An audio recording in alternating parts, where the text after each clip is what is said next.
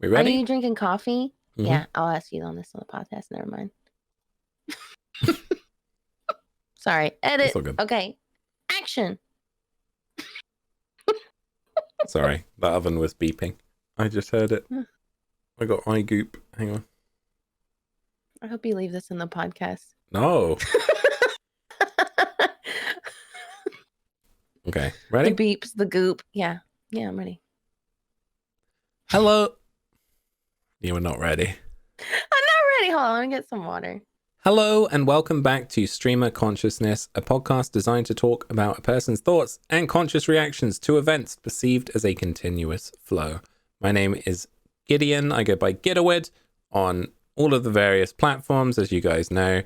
Streamer Consciousness is obviously available not only on Spotify or the various other podcasting streaming sites that you might be listening to it on, which is fantastic. So please continue to download it. It really does help the channel. But also it's available on YouTube if you want to watch the videoed version as well, with our friendly faces on there as well. So awesome. And I also want to bring up, we do have a Patreon as well. So thank you so much to all of the patrons that have been contributing to helping with the distribution of the podcast. And it's been awesome. So thank you so much for that. And very much appreciate your support.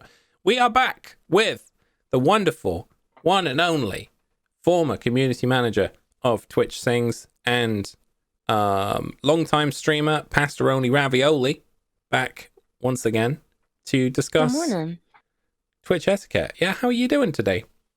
I'm doing so good. I slept. I'm glad. And I woke up, so that's always good. This is a different day. I do want to point out for anybody that listened to the last podcast where we did part 1 of this. We said we'd come back and review part 2 of the rest of this Twitch etiquette list. And our hair is shorter. It's true. Shorter bangs. We both had haircuts. Yeah. So well, maybe you'd be on this side, I think. I don't know. yeah. There you go. Perfect. There you go. I got all bases. Maybe you're on. Yeah. But yes, once again, if you just want to give people a little introduction to who you are and where people can find you, that would be great.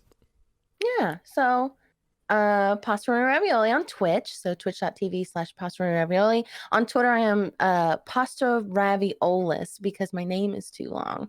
I am a variety streamer on Twitch, and I've been streaming for about 5-6 years now, and I have a lot of fun with it. So yeah, come by for a good time. There we go. And you're also working towards partnership, and obviously you've been growing your community for a long time. So very well respected in the Twitch industry as well. So in the circles.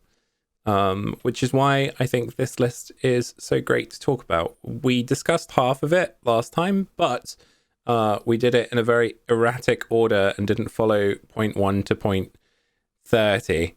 So you just picked random ones. Being. I did, and then I had to listen to it again last week. Listen to it on Spotify. Oh, there you go. And I just picked different ones I listened to. I don't remember talking about, but. Well, it's always nice to be able to just segue seamlessly into what feels right to talk about. So I understand that, but we're going to try and get through the other ones on the list. If we repeat a few, then please be aware that we're just reiterating them because of their importance rather than forgetting that we've talked about them in our old age. And maybe that's where we should start at point number 6 on your list, because I know we haven't talked about that one yet. So, I think with Twitch, because it is, people forget how big of a platform it is. People of all ages are going to be on there. I've been on there for a long time. I am an older being. People always think I'm so young, but I'm actually not. I just had my 29th birthday. And I think a lot of times people come in and joke in and they're like, okay, boomer, and stuff like that. Like, I just had a Twitch clip I showed Gid literally like maybe 10 minutes ago of this cassette where I was like hitting the wrong button or whatever. On Among Us. It was an Among Us. Among Us. It's an Among Us clip. And it was just funny because it's like, man, I remember when cassettes were mainstream. So yeah. Back in the year 1872, I remember my first cassette player. It was made of stone. I loved it. The Did you ever Rolling have Stones. Yeah. Did you ever have the Sony Walkman? Sony Walkman, yes. Yeah, Yes, I yeah, did. the CD player. Mm-hmm. That was a great Christmas. That was one of was a my great favorite time. Christmas presents. Yeah. The Sony Walkman, and then like it would Absolutely. skip sometimes. So what you'd have to do is smack the top of it to get it back where it was. At least mine was like that. Yeah, I don't know if I ever was aggressively smacking mine as to more removing the CD and cleaning it and then putting it back in. I never. But that was so supposed to do. I never clean my CDs ever. So, in fact, what I would do is sometimes when a CD would skip a lot or there was a scratch, I go and then just put some fog on it and then put it back in. It worked for my Nintendo 64 cartridges. So well, the thing about cleaning CDs as well is you're not supposed to go in a circular motion on the CD. You're supposed to wipe straight across. Is what I learned. I think when I was younger, was because otherwise, I don't know if it could scratch it with whatever was on it going that way, but wipe straight across. That might be completely wrong information, or maybe I'm misremembering it. I always did it's been circular. A long time. I know it feels like it would be right to do it circular, but I think I don't know if I ever read it somewhere or whatever. But that's interesting. Yeah, we need to have a podcast about old technology and the way to clean that. Exactly, for sure.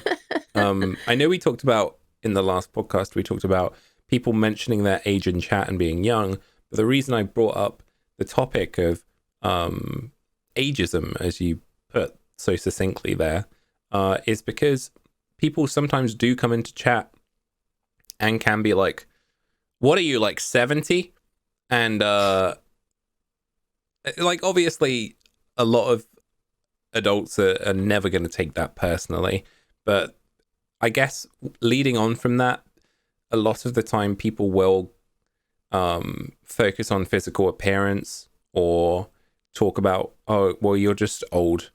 And it's not necessarily very nice is more what I'm getting at in terms of the approach of coming into somebody's chat and just trying to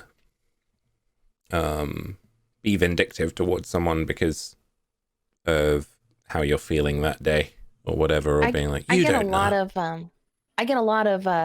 you don't look that old, you look a lot younger. Yes, I get people asking if I'm like, and that's honestly, even besides Twitch, I get that a lot in my job. I like in the last podcast, I talked about how I had a corporate position and people used to be like, oh, are you the intern and stuff? I got chubby cheeks, I got the baby face. I'm always going to look a little bit younger.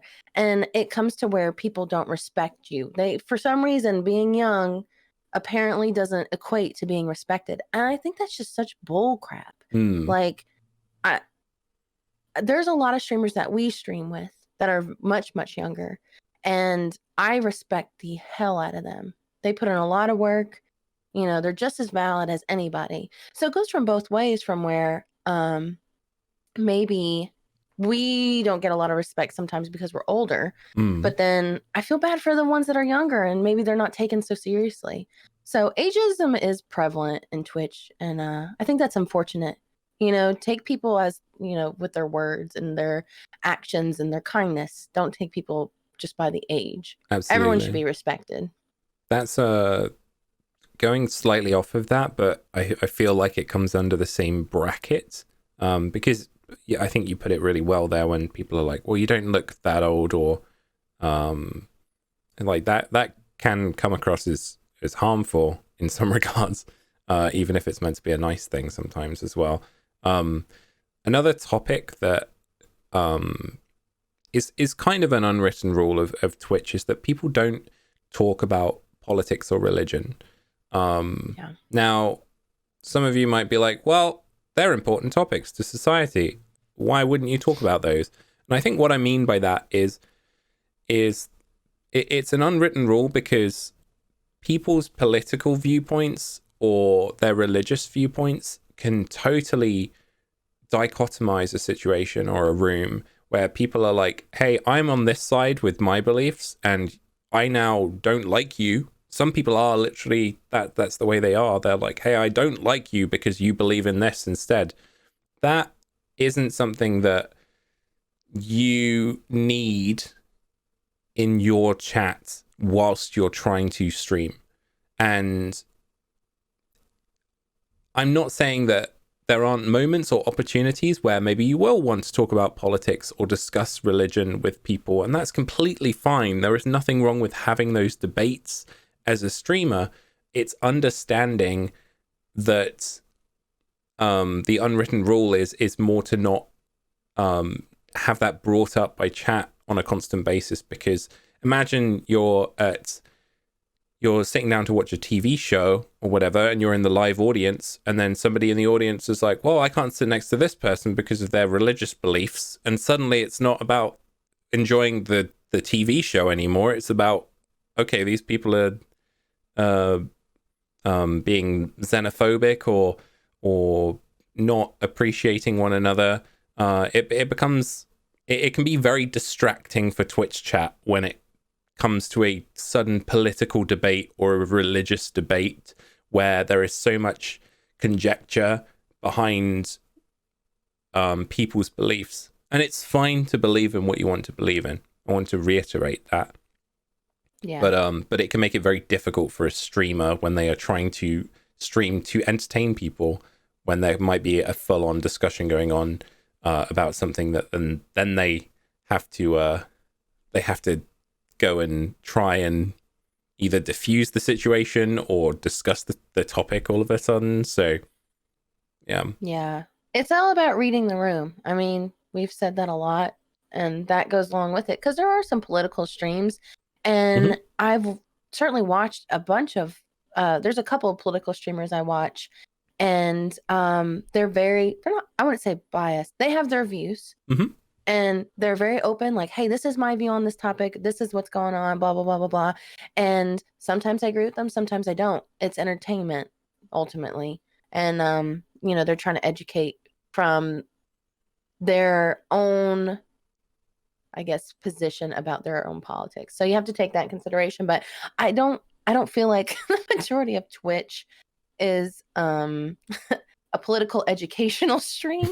So just, I don't know. It's more of I go on Twitch to escape from that kind of stuff, whether I'm agreeing with somebody on my own religious views or disagreeing. I just don't want it in my chat. I think it's just like if you're playing a game like Fall Guys, for example, you're probably not also then expecting to have a full-on debate about the next president and whether or not they're a good fit for society. It doesn't. That's people not recognizing that we're here to relax and have a good time and literally have some little beans fall down and try and play a game. I think that's more what I mean by it. At no point am I trying to tell you how to run your Twitch chat. It's just seemingly been an unwritten rule for a lot of people that whenever topics like that are brought up, either mods would be like, hey, that's not something we discuss here, or hey, this doesn't really have anything to do with what the streamer's doing. So that's why over time I think I adopted that as more of a rule, and it definitely helps the content, because again, it links back off of age as well. If somebody is 16 and somebody is 40 in the chat, they might get along really well, not knowing their ages, and might just be nice to each other, But as soon as that person is like, okay, well, you're only 16, you don't know what you're talking about, because I've got life experience and all this, it suddenly, it can happen on both accounts, on both sides of the coin. So I try not to look at it from an age perspective or people's beliefs on various things. It's like, hey, we're here to have a good time and relieve some stress together. So two things on that, wrapping up the politics thing. If somebody came to me at a party, didn't introduce himself, just came in my chat and said, oh, like, did you hear about the Democrats doing blah blah blah blah, or the Republicans doing blah blah blah, I'd probably immediately time them out. Because if you came up to me in a party, I'd just be like, okay, that's like weird, who are you? You know what I mean? Like, that's just weird. And then, two, when you said about timing out and stuff, this isn't on the list, but it just kind of hit me while you were saying it. I think people take being timed out too personally as a viewer. I think it's totally fine. I've been timed out before in a stream because I asked something. I don't even remember what it was, but it wasn't anything taboo or anything. But it was one thing I had mentioned about the game, and I had made a reference to it about something that it was somebody's trigger. This was forever ago, and it was somebody's trigger. And I was like, oh, I can't believe I got timed out for this. But apparently, it was somebody's trigger, and the streamer noticed it, and then they said, "Oh, no, if don't take this personally. That's just a topic that triggers me." And I think, I was fine with it. I was like, "Oh, I don't even think I said sorry. I was like, "Oh, no problem," and we moved on from it. And I'm still an active person in that person's chat. And I think people, when they get timed out, they're just like, oh, and they leave, or they get angry and push it, or I don't know why I got timed out. It's like a entitlement or a justify kind of thing. And if you ever get timed out, think of it like, you never know what the streamer has like trauma with, or especially like some of these games like Life is Strange, like that's a heavy game, or like The Last of Us. Some of these topics that you might say, especially in like different like cultures, could be very taboo. And I'm American. I might not know something, or talking about something that's extremely taboo and could be triggering for somebody else in a different culture. So just be aware, like, sometimes it's not even just you. It's just something that you have to respect about being timed out. It doesn't mean like you're singled out as like a naughty person or anything. Just move on from it. Yeah. So I think that is something we can discuss in more detail in terms of moderation when it comes to Twitch chats. In terms of the levels of timeout, I guess there is something called purging, which is the equivalent of just deleting the comment, and the person won't get timed out from talking in the chat, but the comment will be deleted, so it'll be cleared or purged. Now, often that is like you were referring to, when there might be something that maybe a joke seems distasteful, or it's something that might trigger the streamer. It might just be deleted, the comment, and then usually a mod will give you some context behind why they've deleted the message. So at that point, again, it's never personal when it comes to a comment being deleted. At that point, you should just be like, hey, maybe if you were trying to make a joke, maybe that joke just didn't hit, and you can either apologize, accept it, and move on, or you can just continue along as though everything is normal and gauge the streamer's reaction to you after that. Again, that comes back to reading the room. Sometimes you'll get timed out for 10 minutes, which is 600 seconds. That's the default amount of timeout time that tends to happen in a streamer's chat. So it's just a default option for a lot of mods where they can time somebody out for 10 minutes. So again, that tends to be just the standard. If you've said something or been acting up in chat to a point where somebody feels like, hey, I need a 10-minute break from you and what you are stating so you can calm down, because a lot of the time there might be situations where chat's getting heated, somebody's jumped in, they've exacerbated a problem. Hey, let's just hit you with the 10 minutes so that you can all calm down and take a minute to relax and remember that it's just a stream for people's entertainment. A lot of the time, people after that 10-minute timeout might turn around and say, hey, I'm sorry for that. Let's just move on. Great. Then that's what it is. It's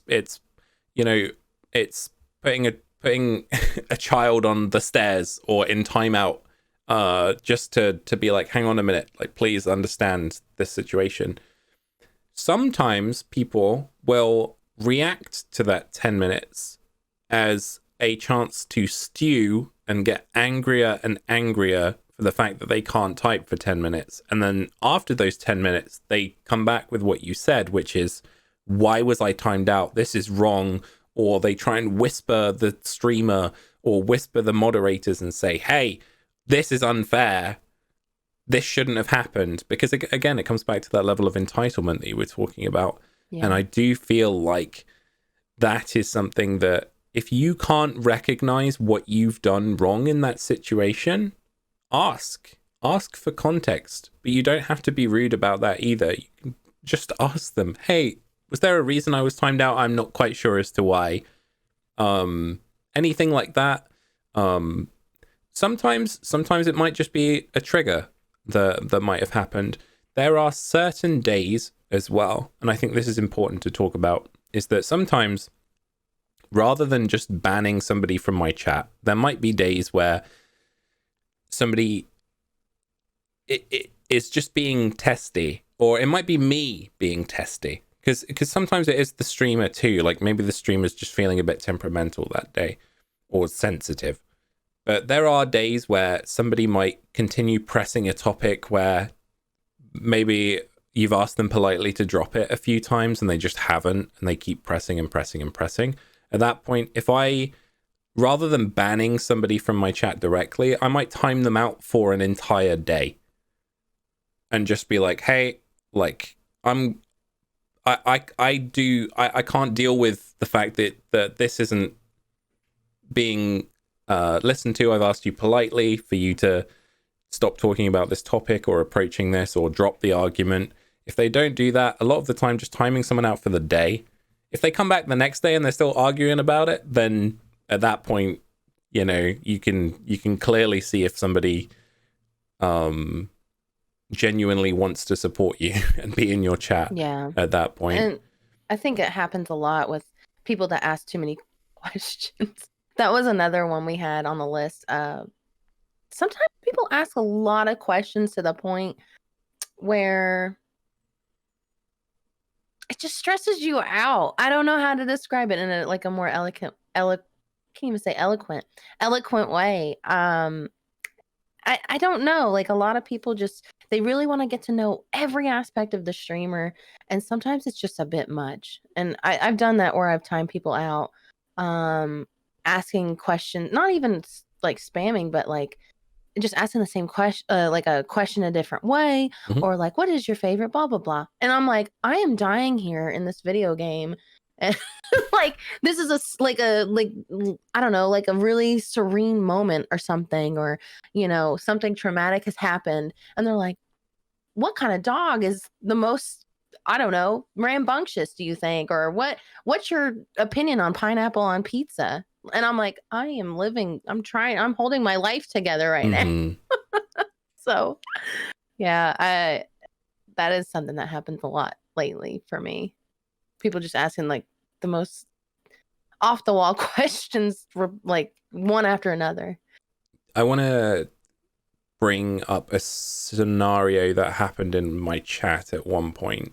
I don't remember how long ago it was. That's not important to the situation. However, there was a person that I was talking about mental health, and you know, obviously I suffer with a personality disorder. I've talked about it before, and I was talking about the importance of positive reinforcement and good positivity towards mental health, and had a discussion about the fact that sometimes it's really hard for me on certain days, just like it is for anybody. And we had this big, deep discussion for 10 minutes, and I told everybody, hey, I'm not a healthcare professional, but this is my advice for you in this moment.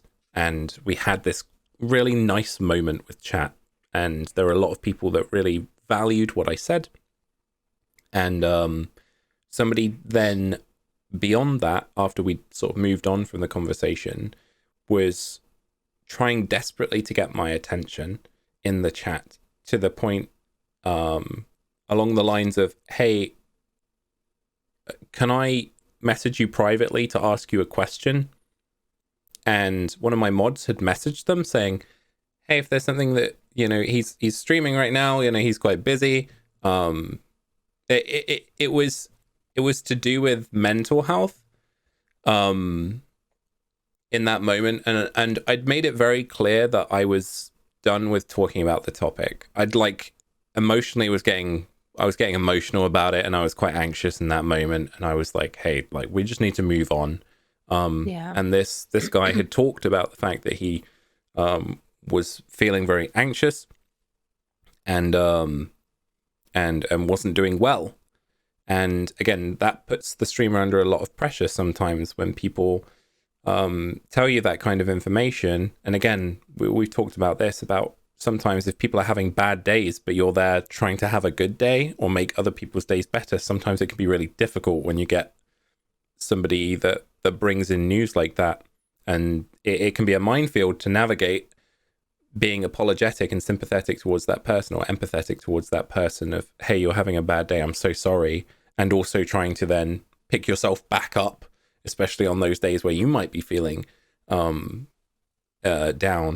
as well. And this guy had put something in the chat which was against TOS. He got his message deleted because of it, and then proceeded to complain about the fact that his message had been deleted, and then got a 10-minute timeout because of that happening. And then later down the line complained about his 10-minute timeout, and then got banned from the stream. To at which point he then messaged me repeatedly on Instagram, telling me about how I was a really horrible person and that I should go and kill myself and all this other stuff. Like it goes from having, it went from us having a 10-minute discussion about positive mental health and how we could impact each other's lives for the better, to that person then intentionally trying to negatively impact my mental health, all based on the fact that I, in that moment, wouldn't answer his question that he wanted to DM me. And I think it's important to bring that up because of the fact that that's just one instance of something that happens daily to streamers, where they are put into uncomfortable and unfortunate positions. And again, that's not to take away from the people out there that are struggling, that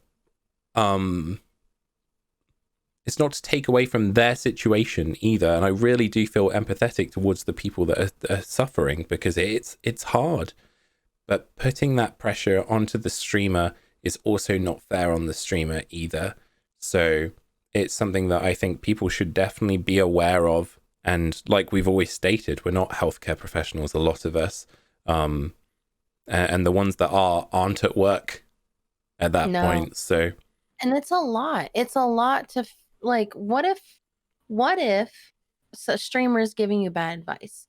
A lot of the time, everyone knows that. Like, yes, I work in healthcare, but I'm not a mental health specialist by any means. mm-hmm. And I'll have people saying like, "Oh, I'm having such a rough day," and they'll ask for my advice, and sometimes I'm just barely hanging on. I can't, and then I tell them, I'm like, you got to find out what's happy for you. If you're coming to Twitch for mental health advice, or acting for a streamer to be your therapist, or other people in the community to be your therapist, we have seen a lot of people make friends on Twitch, and then there's like this whole weird dynamic where I guess like people just, they maybe came out saying, hey, I have like issues I need to work out with. And somebody says, hey, you can always talk to me. And it gets to an extreme. I have a friend who, she just literally had to cut somebody off there. She was like, I'm emotionally drained from this situation. I cannot help you. I cannot be your therapist. And, it's dangerous too. We're not trained. It would be very, just like I said, dangerous to try to act like it. If you have issues, don't come to Twitch with that intent of, I'm going to load on this stream because it's here readily available for me. For sure. And that it's a topic that I feel like I would love to discuss with more streamers, especially ones that are out there with degrees or therapists as well on Twitch. I would love to get one of those therapists on here to have a discussion about it, because it's such a broad topic, and especially if they've got hundreds of people in their chat asking for advice at once, not every piece of advice is going to apply to every single person. And secondly, they are not always talking directly to you when they are discussing how to maybe offer advice on very specific instances or pieces of information that pertain to a series of events that you might not have encountered. And I think that there is, again, not necessarily leading off the entitlement, but us as humans, we want to be included in everything. We want to feel like we're a part of something. So when a streamer is talking, a lot of people are like, the streamer is talking directly to me. Yeah. And that can be really good because a streamer can talk to everyone and be friendly and entertain a lot of people with that. But at the same time, on the flip side of that, sometimes people will then take that to an extreme and be like, that person is now insulting me because they said this and they were clearly subtweeting this, or they were saying this about me directly, and they start getting obsessive over what the streamer's saying, even to the point of where a streamer might have been really nice to you one day, and that person then gets infatuated with that streamer, and then the next day the streamer is not as nice, or is a bit weirded out by the fact that they're suddenly professing their love to them or whatever, and that can be just as challenging because the streamer hasn't signed up to to fall in love with you on stream. That's not what's going on. And I think a lot of people don't understand that, and you see it a lot, and it's difficult. Streamers have to talk to each other a lot as well. I know a lot of people that have talked and said, hey, this person in this chat was treating this person like this, or hey, I got a message from my mods about from this person that feels like they've been harassed by another member of the community because they were just being nice to them and they've taken it too far. It can be a real minefield as well, and a challenge. And I implore everybody out there to firstly speak up to, if you do end up in that position in a chat, moderators are there for a reason, and they're there to help. And again, they're not necessarily healthcare professionals either, but understand that if you do feel anxious in a streamer's chat, that is certainly not the streamer's intention, and being able to highlight that can be important. When you said infatuate with like the streamers, I think like, even if I've seen, like, we talked about how Twitch is not like a dating site. Didn't we talk about that last episode? So, and it goes to where you're saying like everyone wants to feel included.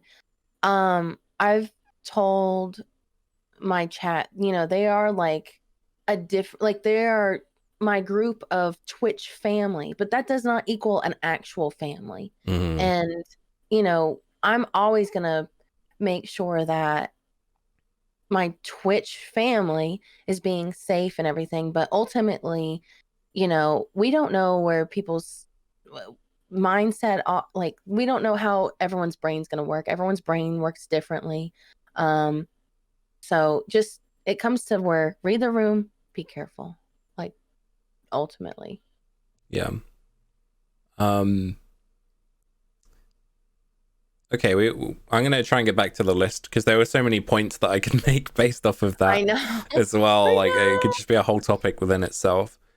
Just to go back off of what I said about messaging mods, like if you're feeling anxious, just be aware that ultimately the streamer, like you said, the streamers aren't always right. But secondly, I would say that most streamers, if not all streamers, want what's best for you, or at least that's the way I like to look at things. I don't think that's entirely true. I think there are people out there that just want to exploit people and other stuff like that. But I would, from my perspective, I would like to assume that people are wanting what's best for you as a viewer of their stream, and they want to make sure that you feel safe. So being able to message a mod and explain how you're feeling on a certain situation may help, but I think ultimately, if it's important to recognize when you are feeling a certain way in a situation, and being able to remove yourself from that as well can be the best thing. Ultimately, if you do feel completely unsafe, there are other communities out there that I'm sure would love your presence as well. So yeah, not all stream is going to be for you. yeah, that's why there's so many streamers. You've got here messaging streamers when they are live. Do you want to talk on that one a little bit? So yeah, I recently closed all of my DMs except for mutuals. You cannot add me as a friend unless I add you. You cannot even put in a request, because the amount of spam I was getting, and we had even wrote, well, I'll get to it in a second, I guess. I'm getting ahead of myself. But yeah, I was getting too much. I was getting overwhelmed. And I can't even imagine, bigger channels, how maybe that streamer just gets a ton of notifications and their phone is constantly getting drained from messaging back people. When it comes to being live, it's even more. I would notice I would get way more messages about when I would be live. And you have the streamer mode enabled in Discord and everything, but if you're like me, I get very anxious when I have even one ping. I'm one of those. My phone doesn't have any unread emails, like my text messages are basically all clear. I get very anxious seeing that little red dot. I don't know why. When I stream, I usually have Discord up because I'm, if a mod needs to get with me or something. And when I would have my DMs open, I would just get like, why are you not playing this game? What is this? Or like, you said this, and I just want to let you know that this, even positive stuff, like, hey, I'm watching your stream right now, and you just made me laugh. Thank you so much.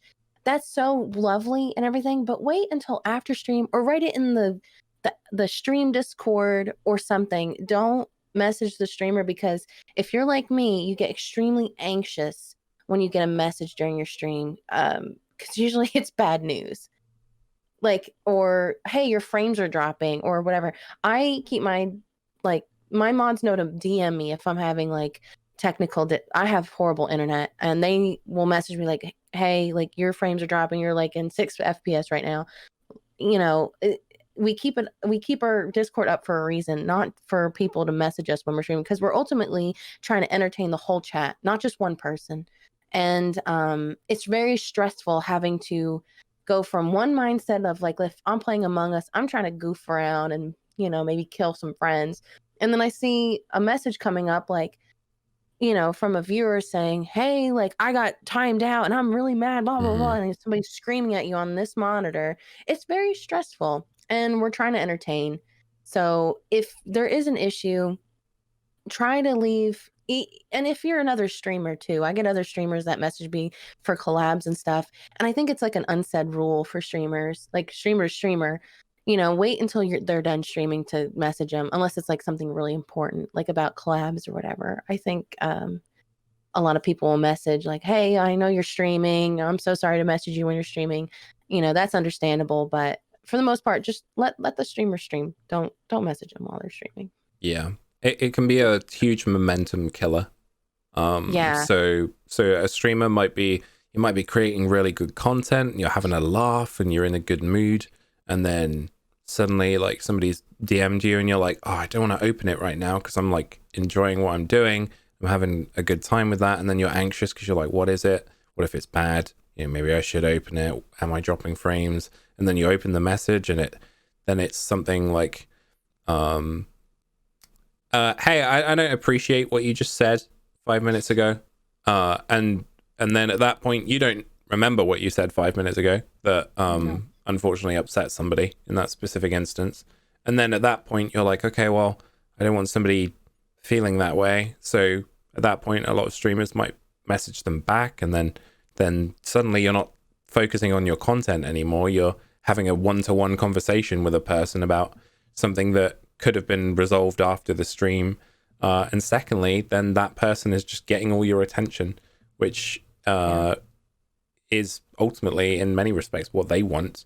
But it can really kill momentum. There has definitely been times where people have messaged me during my streams, and I am definitely one of those people that I don't like conflict either.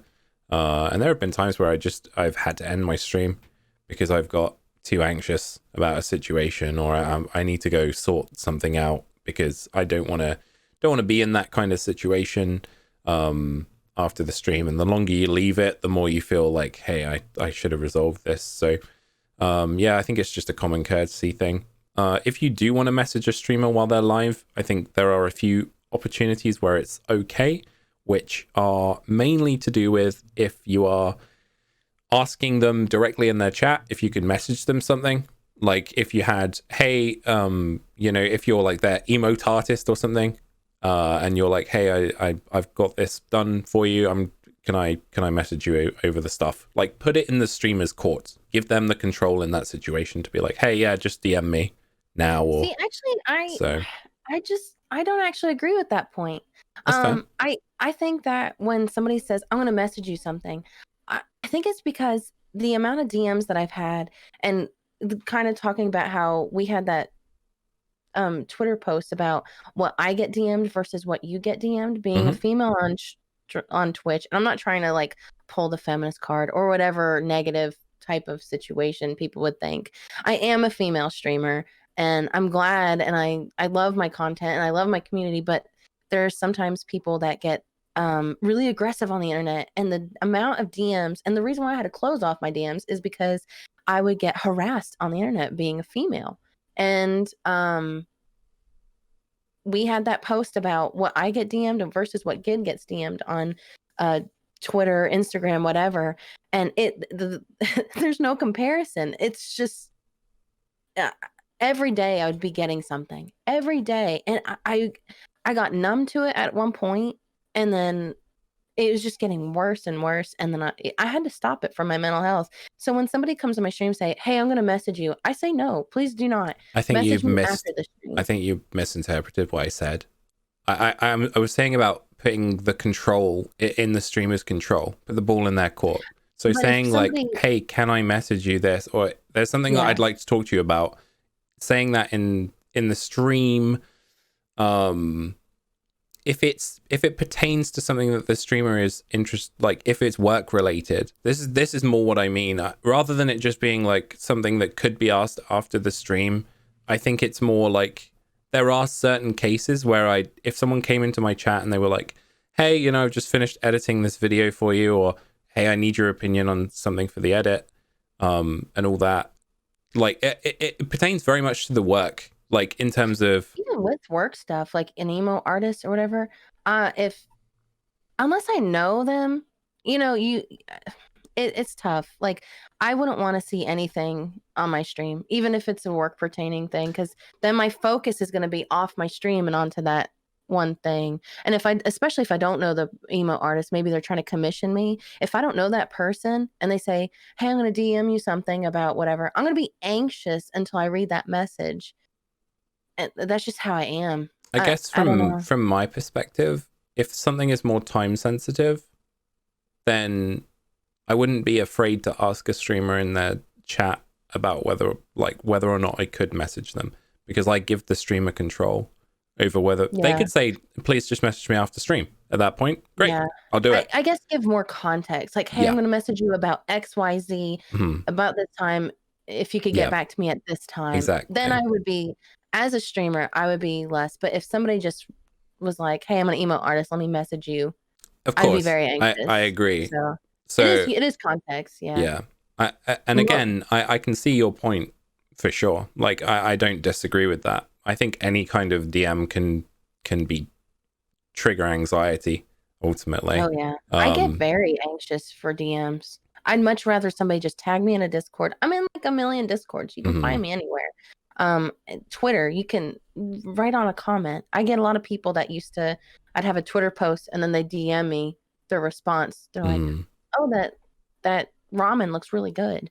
I'm like, why didn't you just write that in the thing? Like, why? I think the challenging thing is that a lot of us use Discord to communicate as streamers. So if we were setting up playing games together and stuff, sometimes you need to keep your Discord DMs open because you know, if I was playing with Steph, if I was playing games with Pasta right now, you know, and we were in a Discord call together, then I might have to be able to check your DMs if you needed to be like, hey, I need to go in 15 minutes or whatever. And at that point, that's when it's most worrisome, when people are trying to message you, I feel like. Because I think I'm very oversensitive with it, for sure. I'm extremely sensitive about DMs and stuff.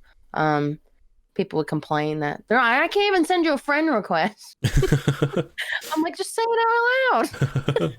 just tag me. Yeah, I do feel that a lot, that it does get to a point where it's like, if you couldn't tell me in public, you know, like, what is it that means you need to DM me specifically to tell me this, then when you could just tell me on Twitter or whatever? Like, what is it that needs to be the interaction within my DMs that means that it's more important, you know, and all that stuff? I have very few viewers that as in, like, they're not streaming and they just watch my stream, and you know, I consider them just friends, but and that's why I added them on Discord, because they're friends. I have a very few that can message me, and you know, not including mods. And yeah, I think I just had so much anxiety from it. Like, even talking about it, I'm anxious. I'm anxious I can talking tell about it. Yeah. So it was bad. It was really bad for my mental health, having all my DMs and stuff. And yeah, when I get a message in stream or a DM in stream, I automatically think the absolute worst has happened. So, like, yeah, I'm about to get yelled at or something. And that's where it's tough, because like I said, a lot of people would just be like, well, just close your Discord. It's like, sometimes we need it open to be able to discuss with the other streamer what we're actually doing. So it's never as simple as just close it and don't look at it. So I have to have it for my internet is so bad. Like I said, my mods have to let me know if it's too much. Yeah, you know? So I guess that's why, you know, in terms of messaging people while they're live, just be courteous and be considerate of the situation. Think every streamer is as anxious as I am. Just think they're anxious as I am. It's whether or not something is time sensitive. I think it boils down to. And if you are sitting there going, well, I could just ask them later, I could ask them in a few hours, I could ask them tomorrow, does it have to be now, is the question I think you really need to ask yourself before you inconvenience potentially your streamer. So just be aware of that. Same goes for emails as well. When it comes to that stuff, please don't, and I don't know if I talked about this last time, but to anybody out there that is trying to network, please don't just join somebody's Discord and just so you can private message them. That happens to me all the time. People, or it used to. Yeah, because like, if you do have your DMs open, sometimes you might have it open to people that are in your Discord can message you, or various things like that. People joining the Discord to be like, hey, I've got this great charity thing idea. It's like ultimately, or whatever it is, like, it could be this great opportunity for you to earn big money. Don't do it like that. You know, just message somebody's business email, please. Yeah. So I like, get that. Well, I used to get that a lot when I'd play Minecraft. They're like, hey, I'm starting this server and blah blah blah. You know, message somebody's business, because it is a business related thing. Yeah. Anything with like a business related, even like, you know, you said emotes, you know, use somebody's business email. I don't have my emails open. I check them, you know, throughout the day. So I think people don't. I think people get wary of like, oh, well, I'm not business. I'm just trying to promote my, emote for that person, or my whatever. It still pertains to business. Yeah. It's giving you, discoverability. The streamer, it's helping them. So yeah, it's more professional. Yeah, you're more likely to be listened to in many respects. You know, and just for anybody out there, there is a business email if you are wanting to sponsor the podcast. So you never know, maybe in the future. Here's another one we've got on here, number 16. Would you like to throw that one out? Yeah. What's the code? Can I join? like Hey, Among Us code. hey, Or can I join your game? Can I play with you? what's the code, It's chat? What's the usually code? it's usually all in lowercase. Okay. U is spelt just as the letter U rather than anything else. There was a point where I was. You were saying about being sensitive and anxious. There was a point where putting lowercase hello really triggered my anxiety, and Yeah. I'm good with it now. I wouldn't admit it if I got triggered by that stuff now. But there was a point where either it was high. It was high. That's what did it. HI, right? Yeah. High, Yeah. lowercase triggered my anxiety because I've moderated, like I said in the last podcast, moderated for sim streamers. I've moderated for, the Dead by Daylight channel, all that kind of stuff. But when there's a lot of people there, high in lowercase has always been, or seemingly 90% of the time, has been somebody very young and who's just got hold of their mother's laptop or whatever, or their phone that they've stolen or whatever. And it's just somebody like a lot, I can't, exorbitant. What's the word? I can't remember how to say words anymore. A lot of the time, an inordinate? What's that word? Inordinate. Inordinate? Is that the word I mean? Unusually or disproportionately large. Yes, an inordinate amount of people seemingly are really young. And when they just put high with lowercase, it's a warning, a red flag in my head that person is probably is going to ask me why aren't I playing Fortnite, or can I play with you? To at which point it's going to turn out that they're too young to be on Twitch in the first place, and we're going to have to report the account. So, just as as someone who's been on Twitch for almost 5 years, just if you see that as a streamer, just be wary, I guess, to the people that just put hi. Yeah, doom is imminent at that point. But yes, people asking for the code or can I play? Just be very aware that that's not what all the channels are like out there on Twitch. A lot of people are trying to create professional content with other bigger streamers. That's not to say that you can't establish friendships with those streamers, and a lot of people will have sub nights where they play with subscribers or play with followers as well. Please don't think that there are people out there that just play with subscribers. Community nights are important. But yeah, just be aware that there's usually a time and a place, and asking if you can play specifically when they're playing with other people at that moment in time is probably not gonna be for the best. So. Yeah, for sure. I when like with coming to like when you said it's gonna be younger streamers, I mean I've seen people of all ages ask that, like, what's the code? Like, I know they're older. Regular viewers, new viewers, whatever. No. The high was the younger people. When people put high in lowercase. Oh, I thought you were putting No. The what's the code thing is definitely all ages. So. Yeah. Oh gosh. Yeah. It stresses you out because you're just like, oh, it's just a closed group, and then they're like, oh, get mad sometimes. Going based off the back of people asking questions, asking how much somebody is making on Twitch, how much money they're making, or sometimes for some people how many subs they have can be quite intrusive. Not everybody out there always does it for the subscribers, and not to say that they don't appreciate it and stuff. And if you are sitting in that position and you're watching a partnered streamer, if you want to go and figure out how many subs they've had at least at one point, count how many emote slots they've got, and it's gonna, if they've got if they've got 20 emote slots, they've had to have had X amount of subscribers at one point. So just be aware of that, and notice that it can be rude to ask somebody their earnings It's just ultimately. like any other job. I mean, Yeah. if you went to somebody's dinner party and you're like, "Hey, Ted, how much money you make this month?" You'd be thrown out of there. Like, that's so rude. And I used to not have my sub count on my stream. I just had the birthday Just did a subathon that I had. subathon. Yeah.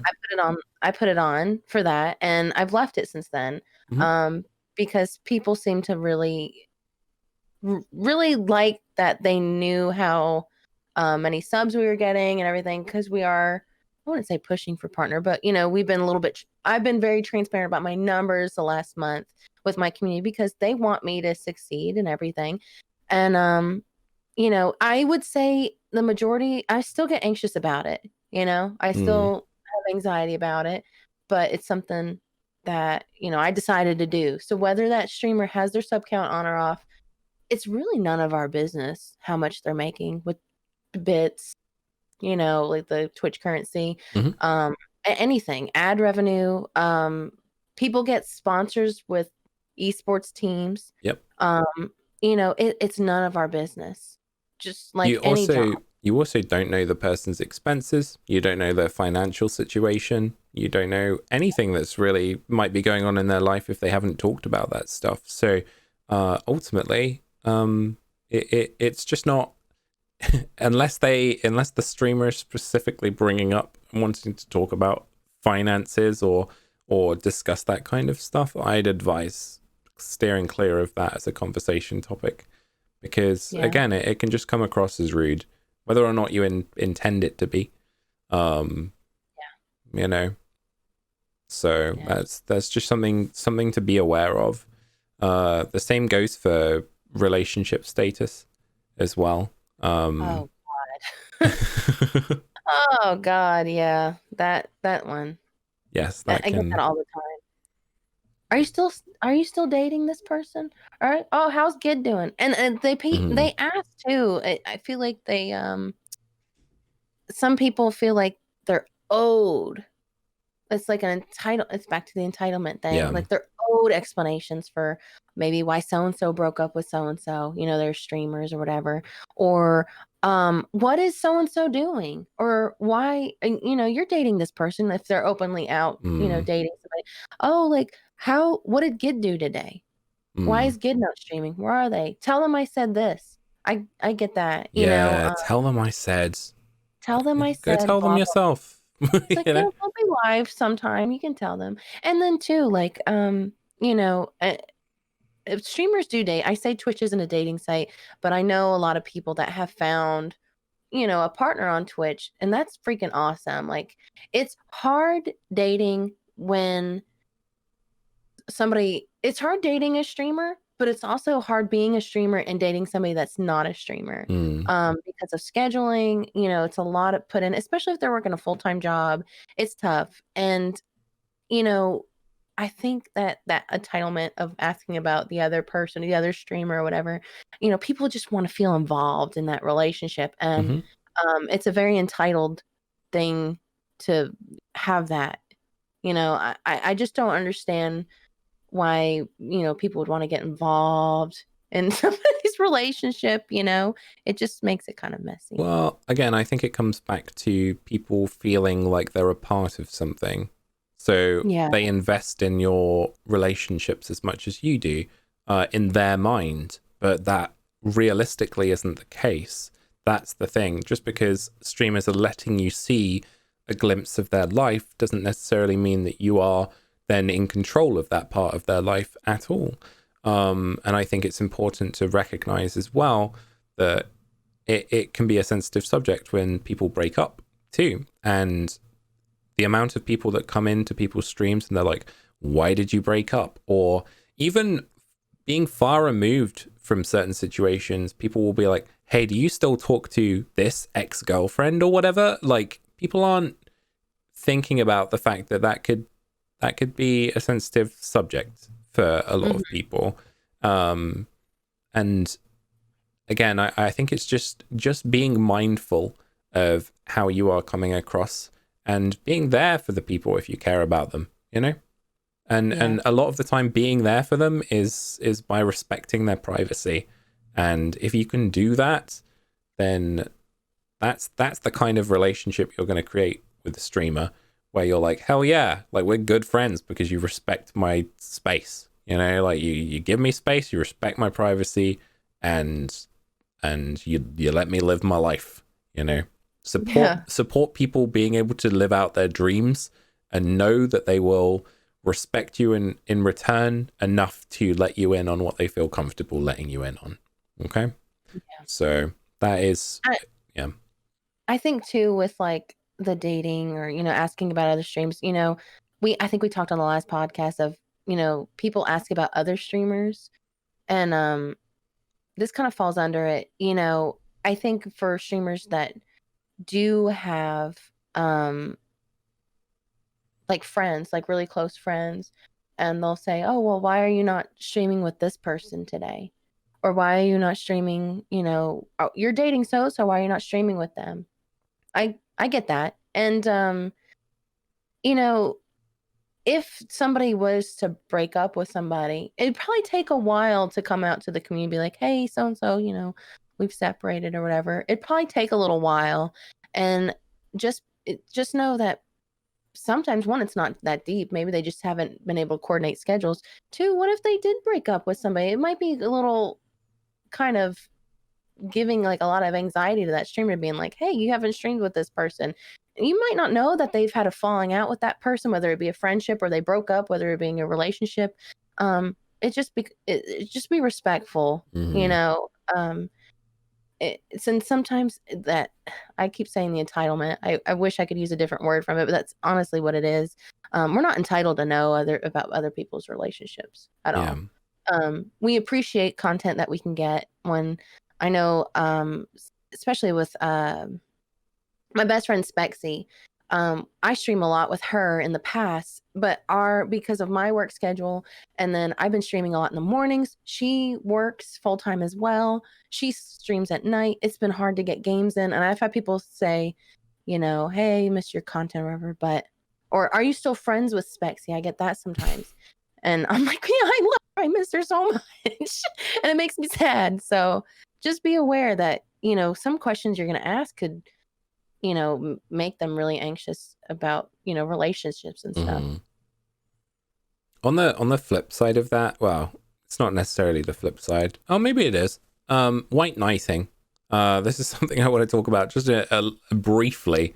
Anyway, is that the talking about respecting people's privacy?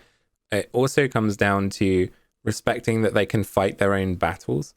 And I'm not saying that you can't stand up for people that you support. But trying to fight their battles for them can be just as detrimental a lot of the time. And there are people out there that will defend that streamer regardless of the situation that they're in. They will defend them to high heaven. That's they will die on that hill for that streamer. And there's a couple of different scenarios I want to talk about. One that's coming to my mind, which I need to get out, is that one of my friends, Claire Siobhan, she's awesome. Really love her content, and she's a really, really great person. She's been with Ali for a long time, her partner, and Ali's a great guy. And at one point, I resubbed to Claire, and I said,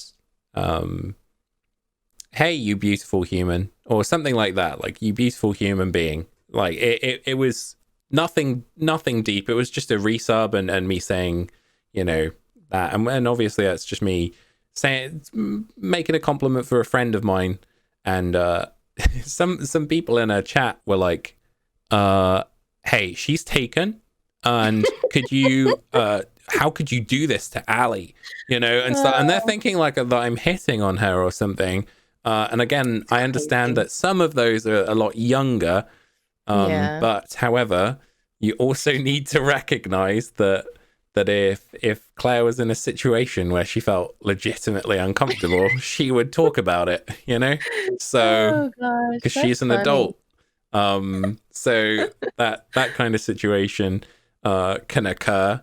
So again, I think it's being aware that streamers can fight their own battles, and Yeah. Also, then they have mods in place as well if they feel like they can eliminate some of the battles that just don't need to be fought anymore. Yeah. So there's that, and then I'm trying to remember my other point because I am so forgetful. Well, I have Yeah. one to kind of piggyback off of that, Perfect. where your chat kind of, talks about. I just had an Among Us game yesterday, and it was just one of those days where I just was getting unlucky, and it got not heated because you know me, I'm just happy go lucky. I like to Mm-hmm. goof around in the game.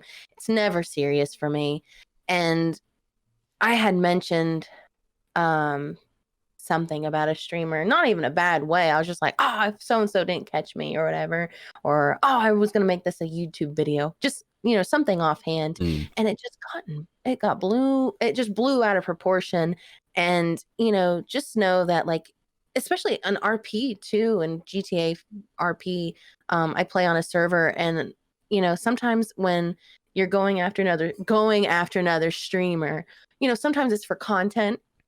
Two, it's never that deep usually. If they have an issue, they're going to talk to them off stream about it, most likely. Mm-hmm.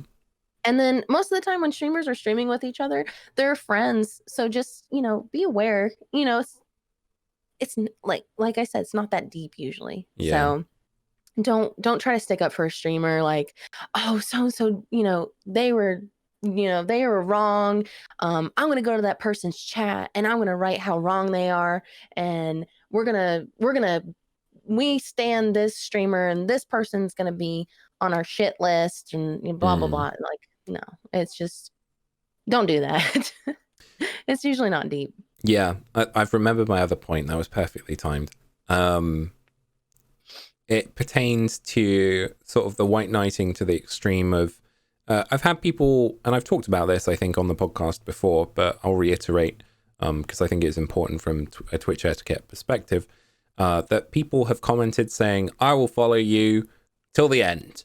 Till the day I die, I am supporting you. And I have always told people that that is a very dangerous mentality to have. I know that obviously I'm going to try and be morally and ethically right on the good side of my life. That's how I want to live. I want to live with positivity and good morals and all that. But I've come a long way in my 30 years of existing, and there have definitely been moments where I've done things that I'm not proud of. And again, I don't need to get into a whole list of various things, but there are elements of my life that I have embarrassed myself and I feel remorseful about or shameful about. And I think it's important to recognize that if a streamer that you support is then being morally or ethically against you in whatever you believe in, if they're going against your beliefs, don't sit there and just follow them blindly. Don't just be that sheep of going, oh well, I've supported them for 5 years, so they must be right about what they're talking about. Think for yourself in those situations and be aware of that, because especially considering my first time on Twitch, there were certain partnered streamers that I followed that turned out to be very awful people. And I had no idea, and I put a lot of support into those people, and it really hurt me. It really hurt me. And I've talked about that in another video, and I don't need to get into the nitty gritty of that now. But ultimately, it opened my eyes a lot to the fact that you need to be standing up for what you believe in, what is morally right, and I think that's important to recognize. So don't go out there saying, hey, I'm going to support you forever and all that stuff. Just appreciate them. And if there are those moments where you disagree with them morally or ethically, maybe, well, firstly, call them out on it. I've always said that. I will happily, if people are going to be civil and respectful about the way they're going to disagree with me, I'm absolutely going to listen to that kind of advice. So I may not always completely agree, because again, everyone has different morals and ethics, but I think it is important to be respectful of that kind of thing, and think for yourself in those scenarios. So I think that's important to bring up. Yeah, I agree. You know, people make mistakes, and it's one thing to make a mistake and learn from it, move on. And but when you're just blatantly follow somebody that's not, like you said, in the same morals that you have, you're just following them because maybe they're really popular or whatever. It's an issue. And I think it's just not even on Twitch. I think that's just across all platforms. Like political heads, stuff like that. It just happens in life. For sure. To go slightly off of that in a slightly different direction. People saying sorry I'm late when they come into the chat. Sorry I'm late. What did I miss? What did I miss? That's another great one as well. Yeah, absolutely. Sorry in general for like, hey, sorry I haven't been here in a week, or sorry I haven't been here the last few days. Like, you do not need to apologize. And the reason I say that is because let's say you're watching your favorite TV show. You're not tweeting the actors being like, hey, I'm sorry I didn't watch on Thursday at 8. I was busy. But I'll watch it when I can.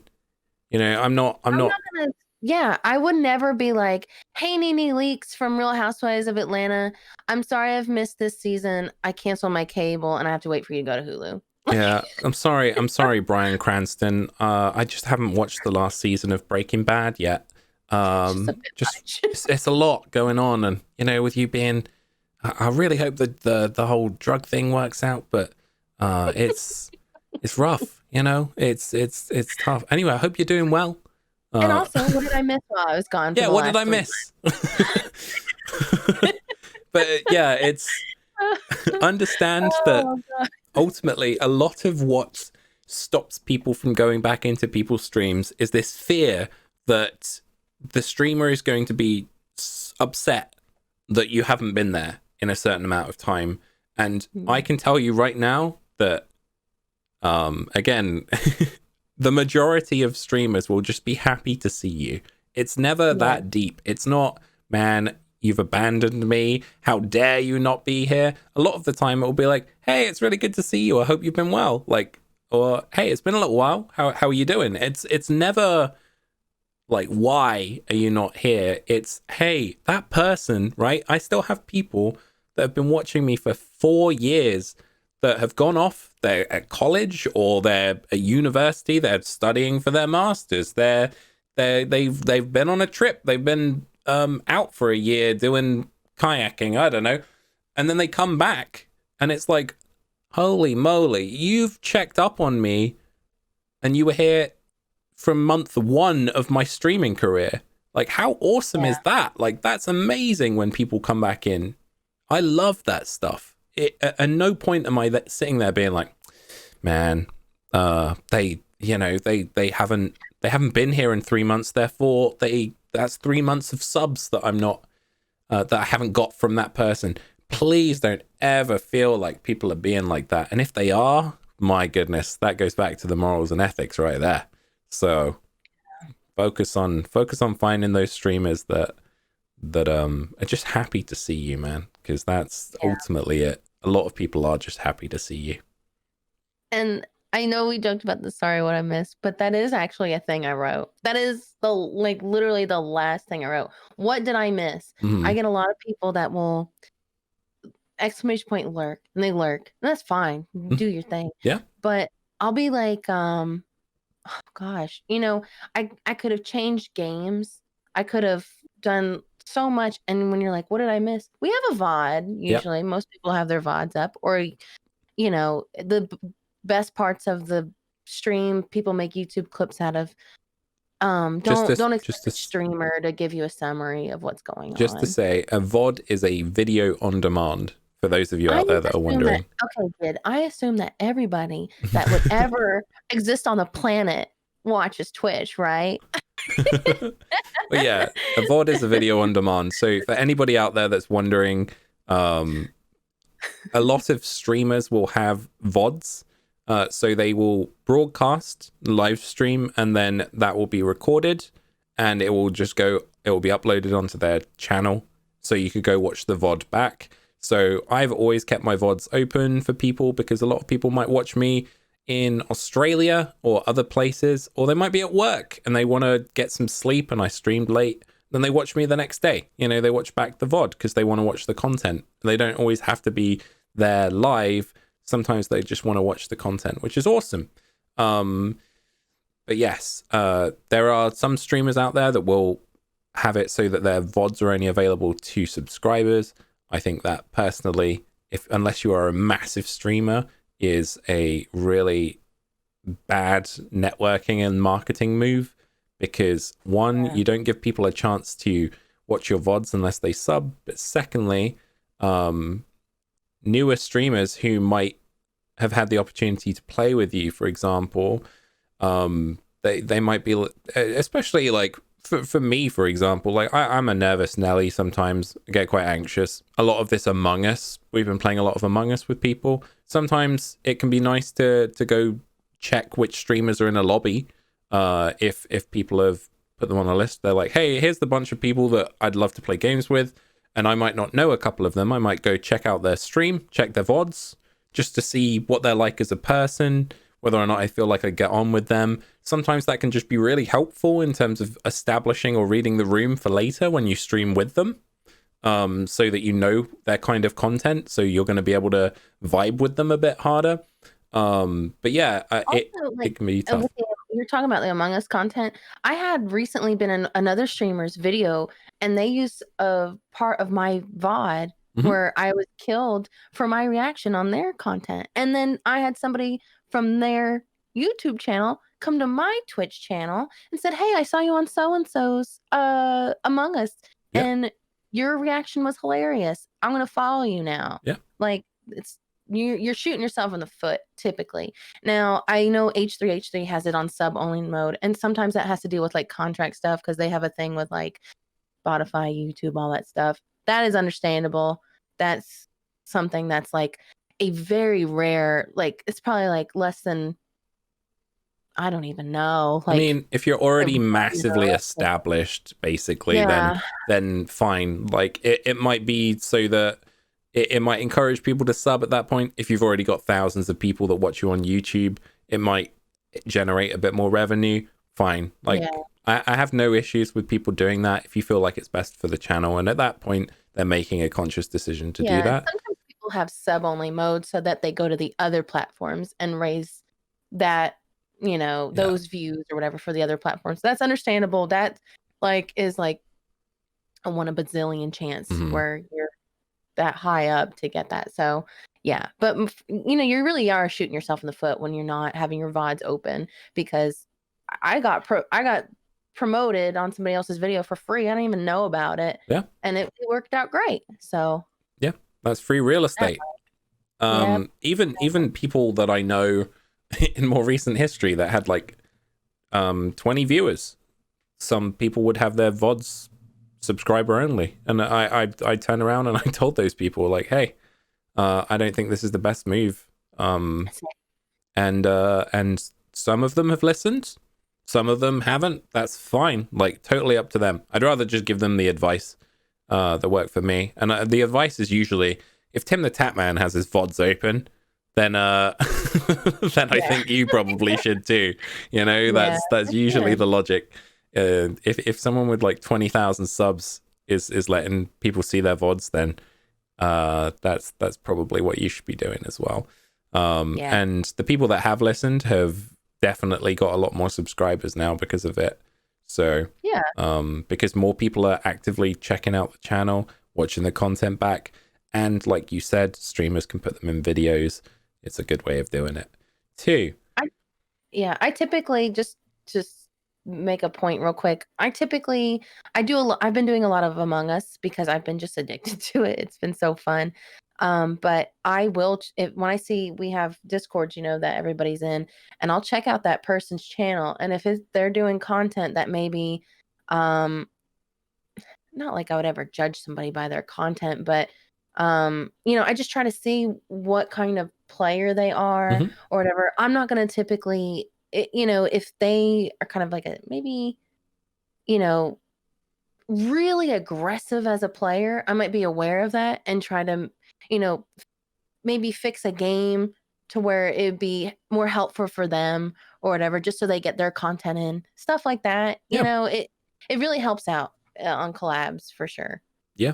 And from a streamer's perspective, it can help you a lot by just taking that few minutes to be like, okay, if that's their kind of style of humor, or even going, okay, that person likes Pokemon. I know if I make a Pokemon reference, they're going to get it. Like, Yeah. like little things like that can just help you with your friendship. It's the equivalent of, you know, meeting friends anyway. When you have mutual friends, they might be like, hey, you guys both like anime. And at that point you can go, cool, I can establish more of a bond with the person based on that. That kind of thing can really help you create good content, just doing a little bit of research. So again, prepare for that kind of stuff. If you want to create good content with people and have that good rapport, then make sure you get to know them, so that can be good. I mean, it let me know to be wary of you being a Panthers fan. I don't know what you're talking about. I do not support the Panthers, okay? I've got an Antonio Gates helmet up there somewhere for the Chargers. So First times when I went to your channel, I was like, who's this good guy? Steph is a Falcons fan. We're talking about American football. I've been watching American football for the past sort of 16 years. I'm a Carolina Panthers fan. She's an Atlanta Falcons fan. So Dirty bird. The rivalry. Cats eat birds, warning. though. There we go. So it gave me a good, beware of this person. Absolutely. But yeah, I do have various. If you guys aren't watching on the video, I have various autographed helmets and stuff behind me, and also like signed American footballs from various players and stuff from the past. So that's part of my background. Okay, we're not all perfect.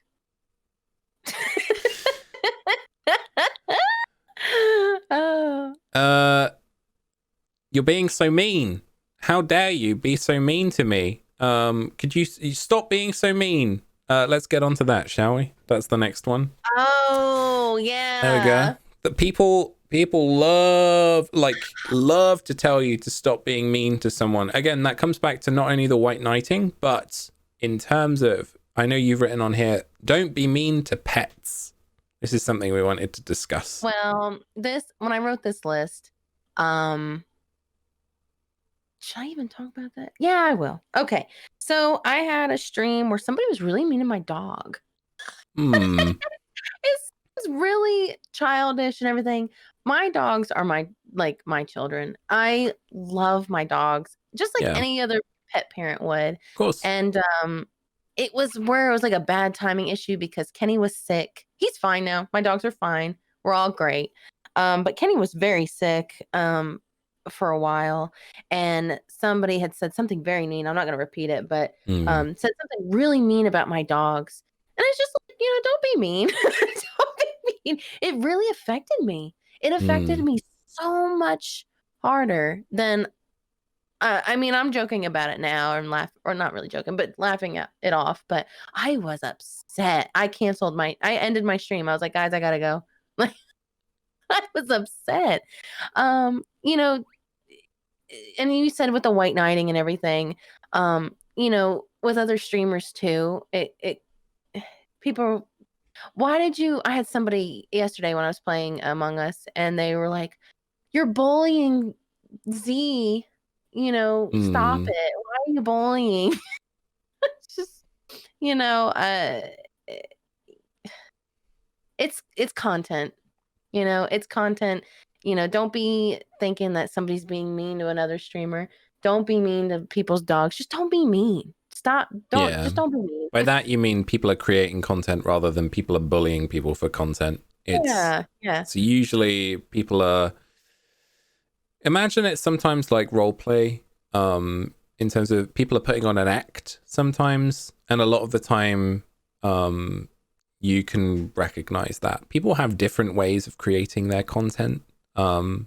You know, to bring it back to like Tim the Tap Man, for example, he gets very angry at video games sometimes, and his friends will totally rip him to shreds for it because they find that hilarious. It's just, that's the way they create content, is they're going to have a laugh about the fact that he may have missed a shot that he should have hit, and stuff like that. The Fall Guys, yeah, where he couldn't get a win in Fall Guys. He became such a massive meme.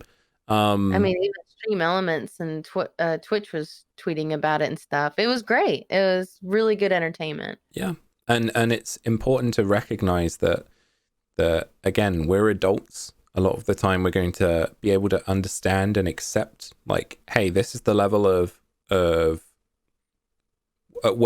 where people can go up to, and if they go beyond that, they cross the line. I'll talk to them about it.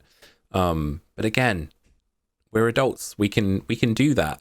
And I think it's important for people to recognize that. It's the same with people saying, hey, this person wanted to play with you in the chat. And you're like, hey, they can message me. Like that person can arrange that stuff with me to play games. We can do it. It's doesn't need to be through a third party. Sometimes I can understand that people are like, hey, this person's asking for you.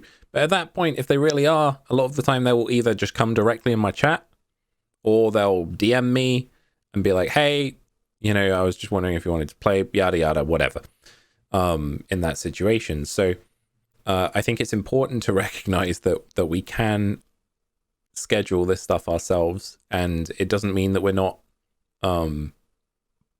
grateful, because sometimes it can be very helpful for people to be able to say nice things about you to other streamers or other stuff like that. But know that you are a third party in the situation, and you are not the streamer. You aren't necessarily always going to be validating their viewpoint on something.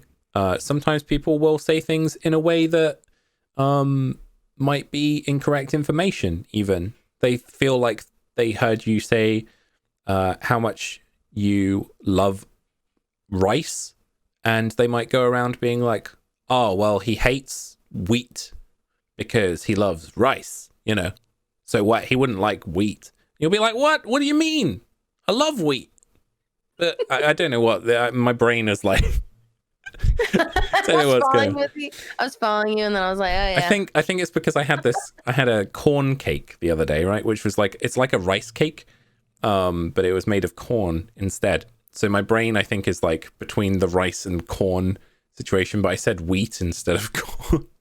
But oh yeah, let's say, for example, that you have strong opinions on Super Mario Sunshine, and you're like, oh man, I just don't really like Super Mario Sunshine.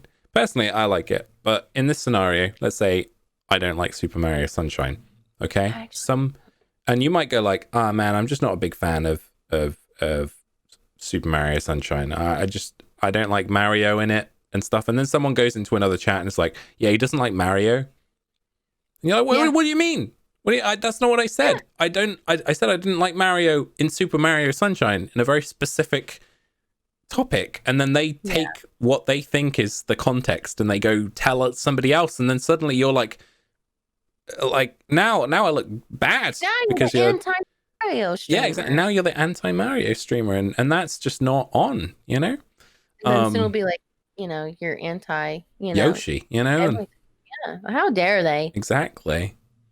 You know, just pro Toad, and that's it. And suddenly that's Toads only.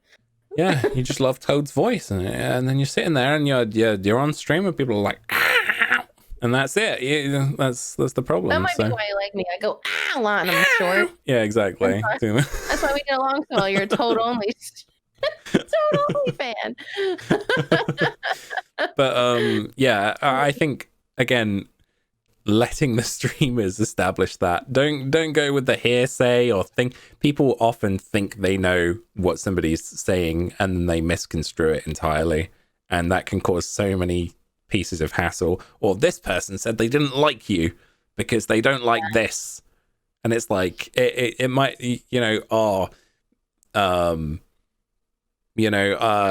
this person doesn't like chess, so therefore he hates Hikaru, the chess streamer. And it's like, what? No, that doesn't correlate. Just because somebody doesn't like one thing doesn't mean they necessarily don't like a person or whatever. Like, I think it's just, there's so much room for the fact that things get misconstrued because of the fact that context is so huge and people don't communicate and understand entirely. And that could be language barriers, that could be just people not listening. You might catch the end of a sentence, you might have had an ad pop up and then you catch the second half of the sentence, and you don't know what they were referring to, or you hear the second part of a joke. Even you might walk in and they might be finishing off a sadistic joke, and you catch that last half of the sentence and you're like, man, how could you say that? That's so rude, and they've missed all the context leading up to that. And I think it's always about context. Yeah. And if stuff like that happens again, maybe just go back in the VOD and just check, like, if you heard that right, or what the context was behind the situation. If you are like sitting there going, I'm not quite sure if I agree with what they just said, like, do some research is what I'm saying on the situation. And again, try not to just listen to the masses based on what they're saying. A lot of the time, doing your own research, thinking for yourself can be very important, I think, when it comes to being a viewer as well of a stream. And you know what, you like, if you're going through that, you know what you're not supposed to do? You're not supposed to spam the chat to get your point across in an answer form.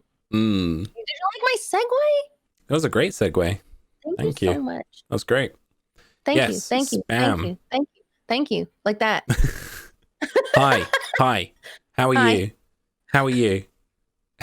Hi. How are you? Giddawid. Did you see my message? Giddawid. Hi. Did you see it? Did you see my message?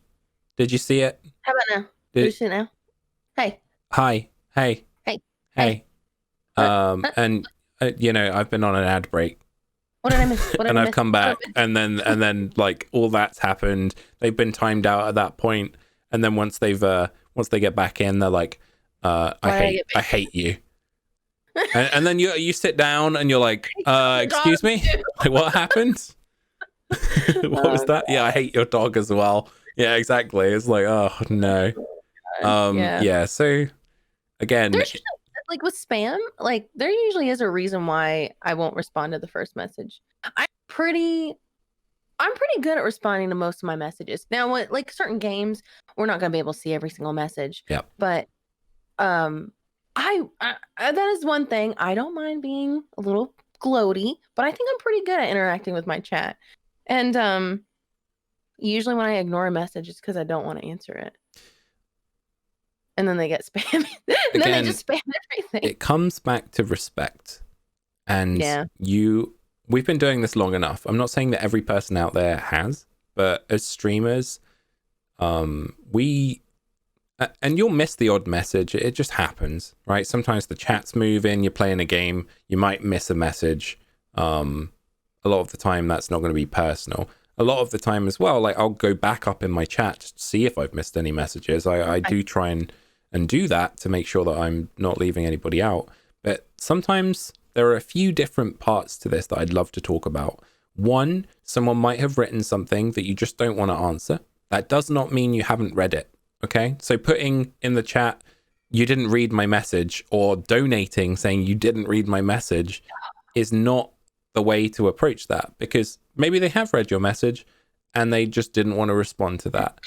Two, a lot of the time, the streamer just might not have anything to add. And I find that, like, sometimes when it comes to having a conversation, it comes to a natural conclusion where people, you're talking about a topic, and someone's like, yeah, And then that's it. The conversation ends. You move on to talk about something else. Sometimes when you're a streamer, you might read somebody's comment and just like respond in your head and be like, you know, like, and then that's it. You don't need to actively be like, thanks at Bunny64 for saying, yeah, that's great. You know, like there doesn't always need to be that next level of interaction. Sometimes the conversation will just naturally come to a conclusion, and that's fine. Understand that is not a personal attack on you. They are not necessarily ignoring you either. Just sometimes the conversation is done, and just either move on to the next thing or wait for some more content to happen in the stream, or, you know, just understand that the streamer is there. They're going to create their content. If funny content happens, talk about the funny content, you know, or help make that content better. You know, chat is a huge part of a streamer's content, and I don't think they always recognize that. Is that funny jokes or being able to understand a scenario, something happens in the game, you get run over in GTA, you know, and the chat's like, you know, oh man, his game just crashed, lol, you know, like suddenly that's like that's a funny joke, you know, because the virtual car in the games crashed, and therefore that's funny. But at that point you might read that and be like, ha, and then the streamer might suddenly go on I know I'm prone to doing it, but I go on like a series of saying puns of just various jokes about that. And it's like, get wrecked, you know. Oh, sorry, I just talked over you. What were you saying? Like the Just Chatting streams, I keep my chat where, like, if I like, I did an Animal Crossing tier list once, and I had chat, and they were very much involved in my tier list, and I had that shown. You know what I mean? Like, chat is always really involved for sure in the streams. They're part of the content. Yeah, you become part of the content, and I think that's what's important to recognize, is that it's not just they didn't answer my question, so they're ignoring me. Start just having a personality, you know, and that's fine. just showcase some of that personality. It doesn't always have to be, hey, I need to be the streamer's best friend and it has to be now, you know. Just understand how a conversation works, read the room, you know, take your opportunities to make people laugh or have a good time, or talk to people, you know, get to know people and become a part of the community that way, or understand the inside jokes. A lot of the time, after you've streamed for 5 years, there's a lot of jokes that people will make. I know for my stream, for example, like I call people melon a lot if they've done something idiotic. It's a term of endearment. Be like, oh, you melon, you know. Be like, you fool, but I still love you, you know. It's that kind of thing. You melon. And now other people will call people melons. We have melon emotes. One of my channel redeems is for me to call the people in chat a melon. It's funny, you know. So if people sometimes will bring up references and stuff, that it makes me laugh, and that can be a way better interaction than them trying to be like, hey, can I tell you a joke? Because that's another I know we're going off on on the tangent, but yeah, saying can I tell you a joke never really leads to a good joke in chat. So that again is very much, as soon as somebody is like, can I tell you a joke, usually my finger's hovering over the ban button, because often it's just somebody trying to get your attention. The same goes for donos as well, to sort of like, because we've been talking for quite some time, and I know you're tired, but in terms of donos, just be very aware that not all streamers have text-to-speech on. And or there's a limit. And the reason I don't, for me personally, I don't have text-to-speech on because of the amount of abuse that people were getting back in the day for having text-to-speech, or streamers that were getting banned because of people abusing the text-to-speech. So I always just read out the comments instead. You know, I become my own text-to-speech, and I read the comment, and I feel like it's a personal thing, like at that point, because then they're getting read out the message. It's nice and all that stuff. And again, not to take away from streamers that have text to speech. I think it's really good, and I think it makes people a lot of revenue. But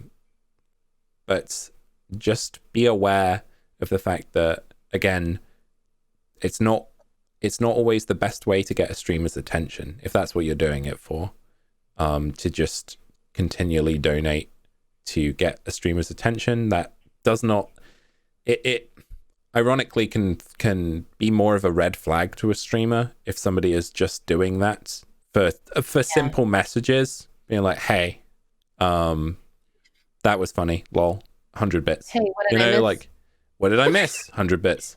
And that in itself it goes from like, hey, thanks for the bits, to or like, oh, thank you so much for the bits, to like, hey, thanks, I appreciate it, to then just having a normal conversation. It's you have something that I want to adopt from your channel. You have the highlight my message. That is the worst idea for Twitch. I'm gonna say it. I hate the highlight my message thing. Yeah, it's a channel redeem. A ridiculous thing. That makes me that I'm gonna steal it. It's a channel redeem. Twitch. So Twitch also, in the chat, you can redeem channel points from watching the stream to do various things. I don't have many set up because I think ultimately I want people to focus on the content rather than focus on redeeming things in my channel. That's just me personally. And that's the way I do things. But the redeem for highlight my message is usually 100 channel points, which people can get really easily, and then they just highlight the message, which shows it up in like white or highlights it black, one of the two, right? And people will use highlight my message to say hey, and other things like that to get the streamer's attention. Usually in my experience, I have the highlighted messages for people that are trying to backseat game. That too. And tell me what to do on stream or ruin an ending or something. And so I have changed my highlighted message from 100 channel points to 100,000 channel points. So at that point, if somebody wants to say something, a highlighted message in my chat, it better be worth it. Because you're going to spend a lot of time in the chat to actually highlight the message. And my mods have definitely like trolled me a couple of times with their highlighted messages for 100k, being like, hey, and stuff. But I think that makes it all the more beautiful, because then when it is highlighted, it's like, wow, good for you. You spent a lot of time in here to say that. A highlighted message. Yeah. But yeah, Backseat Gaming, let's get onto that. And then I think we're pretty much there to wrap up. We've talked about a lot of good topics today. And all that. Yeah, I feel good about it. So Backseat Gaming, hit us with it. As a old retro streamer, well, in the past, like I wouldn't say ex-retro streamer, I still play retro games. But starting from retro gaming, there was nothing worse than boot up a stream. You're playing a new game, or like a new AAA game, any type of game, and you've never played it before, and you're like, oh my God, I'm gonna have some spicy, fun content, and then somebody comes in and be like, Dumbledore dies, like stuff like that. It's awful. Well, that's spoilers rather than Backseat Gaming. Yeah, spoilers. Well, spoilers, Backseat Gaming. I feel like that kind of goes hand in hand for sure. And then like people telling you, I don't like when people tell me what to do. I'm an Aries. Like, don't tell me what to do. I will do the opposite just to spite you. So just let the gamer, and like there's been times like there's a clip of me with the Among Us safe, and it was the longest round of Among Us, and I was struggling with that safe, and by golly, that was the funniest content I had in that whole entire Among Us game. And I just saw my chat going like telling me what to do, but I was like dead set on getting it. That was my content for that game and that stream that day. And telling people what to do, like sometimes seeing the streamer struggle is really funny. So yeah, for sure. That's the good content. Although, to be fair, you struggled for so long that I think even I said something in your chat at that point. I didn't pay attention. I was like, I'm going to do this myself. I'm going to do this myself. Exactly. I'm But stubborn. But yeah, I think what we're getting at when we're talking about backseat gaming is the equivalent of you're playing Zelda, for example, and there's a locked door in front of you, and they're like, you need the key. And you firstly, I know I need the key for that room, and they're like, well, it's in this room over here, or you should walk behind you. You missed that. You missed this pot that you should have broken. The key's in the pot. You should put the key in the door now. Like that stuff. Let people live, man. Let people play the game, especially if it's a blind playthrough. Okay, a lot of the times people on Twitch will have blind playthrough in their title if they are playing the game for the first time. Or tag, like or they'll tag it. Yeah, and it will just be like, hey, that's the first time I'm playing it blind. People love to come and tell you what to do, especially if you're struggling. And I know from my perspective, being an older gamer as is, I grew up on games like The Legend of Zelda, and I was one of those people that played Zelda 2 when I was younger, and that game is renowned for being very difficult and very challenging. We never got very far, but the beauty of those kind of games was when you did figure something out, you're like, wow, I did it. I feel the accomplishment. This is awesome. And it is so easy on Twitch for people to just not get that and ruin those moments because they desperately feel like they need to prove to the chat that they know how to do it. Rather than just enjoying the moment, enjoy watching that streamer figure it out for themselves, because there is something so beautiful about those moments where it's like, wow, they've been struggling for 10 minutes, 15 minutes. They're not quite getting it. Okay, maybe I should drop some kind of like hint, like depending on the streamer a lot of the time, if you've known them for a long time and you're watching their content, think of some kind of like almost riddle way of helping them. If they get to the point where they ask the chat for help, this is what I wanted to stipulate. 99% of the time when I'm playing games like that, puzzle games or strategy games and stuff, I will rhetorically ask myself questions and be like, okay, I need to get a key. Where's the key for this? Again, I'm not asking the chat, where is this key? I am asking myself, where could I find this key? And again, if I desperately feel the need to ask the chat, I will. Know that information. If I feel the need for help, I will be like, hey chat, I'm struggling. Do you have any hints? Or could you just help me out? Was I going in the right direction there? They might just be like, you're getting colder. Like that stuff is way more fun than someone being like, yeah, it's behind the green door. And assume, like, especially if you're a new viewer to somebody's channel, assume every game that the person is playing, like if it's like a story game or whatever, assume it's always going to be a blind playthrough. Yeah. Most of the time. So just keep that in mind. And you can always ask the streamer, do you want help? They'll say yes or no. Yeah. There's been times when people asked for help and I was like, you know what? Let me just get through this. And exactly. I needed the help. So I don't think there's anything wrong with asking. Personally, I would much rather somebody ask me, be like, hey, do you need help on this? I'm not going to get frustrated at them, It's putting the ball in their court, which goes back to what we were saying earlier about DMs and stuff. Like, give the streamer the control, give them the option, give them the choice as to whether or not they want the help. And then you both get to win. It's a happy medium. Exactly. Because if you just tell the streamer the answers, that's not going to get you the praise that those people are after. Like, they want to prove that they're right.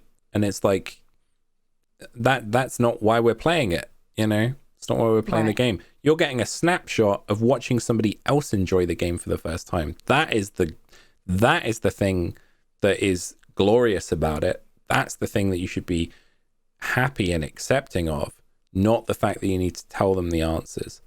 So again, just be aware of the fact that streamers out there, you know, if they've managed to stream for however long and accumulate an audience, they're probably smart enough in many respects to figure out something themselves. And if they're not getting it, then they're smart enough to ask the chat for help. Okay, so don't sit there and feel like you have to, because all you're gonna do is make it seem like you're a busybody, being one of those people sticking your nose in, and it's just not a good look. So just again, just be aware of that. And I understand people can get excited. That's fine. Just be aware of the streamer's feelings. It's a respect thing. For sure. So, and speaking of respect, I know you've been working a lot and all that stuff, and I can I can tell that we've been going for quite some time, and you said you were tired. Yeah, I'm a little sleepy today. Yeah. A little low energy. It's okay. so weird because like I work so much and then I don't sleep a lot during the week, and then I finally got like 8 hours of sleep last night. I'm more tired today. It's like almost like a hangover. It's when you stop. Yeah. Mm-hmm. Yeah.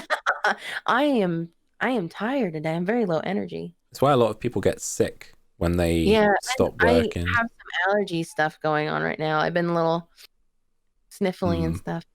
Yeah, but I've had a lot of fun. I've had a lot of fun on this podcast. Thank you for having me. Of course.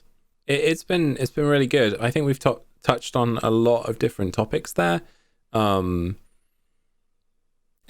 I'm just very appreciative of the fact that there are a lot of people that saw the first episode as well, the episode last week, part 1, and they were very happy about the fact that we talked on a lot of topics that some of them didn't know certain things, or hadn't been as mindful as maybe they could have been in the future, or will be in the future. So again, just be aware of the fact that the person behind the screen is a human being as much as you are, and that mutual respect for one another goes a long way towards creating not only really good content, but helping people succeed in their dreams. And you can be a part of that. You can be a part of helping someone achieve their dreams. So, and again, for every person that is subscribing to the podcast and stuff, you are definitely helping me achieve my dreams. So thank you so much for that. All the people that sub and follow on Twitch and YouTube and all the various places, not only to me, but also to PastaroniRavioli, who we've had on the stream today as well. So make sure you go and check out Pasta over at PastaroniRavioli, or on Twitter at PastarRaviolis or Raviolis. Raviolis. I'm also on Instagram, PastaroniRavioli. Mm-hmm. Sorry to make it difficult. Freaking Twitter.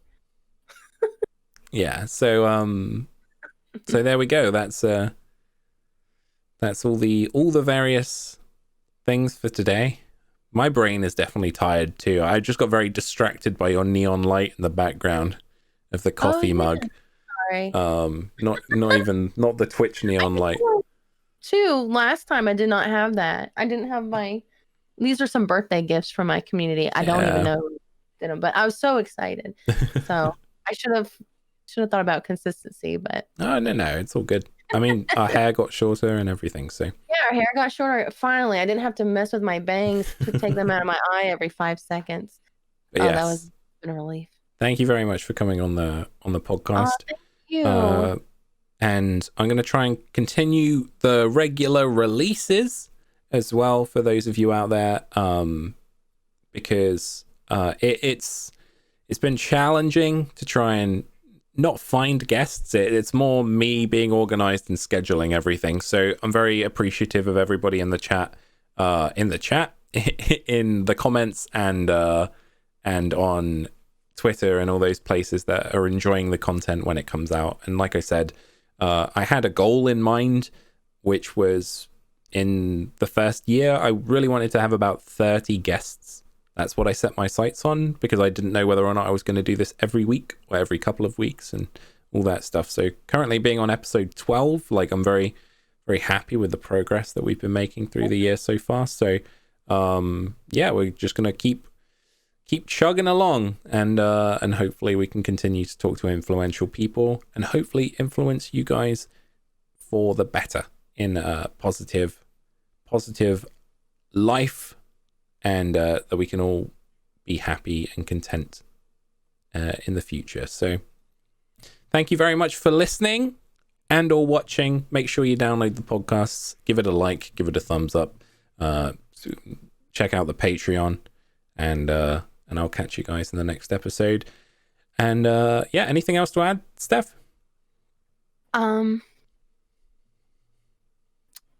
Just to summarize over this podcast, this little episode, it's all about reading the room. Just keep reading the room, guys. Keep reading the room, for sure.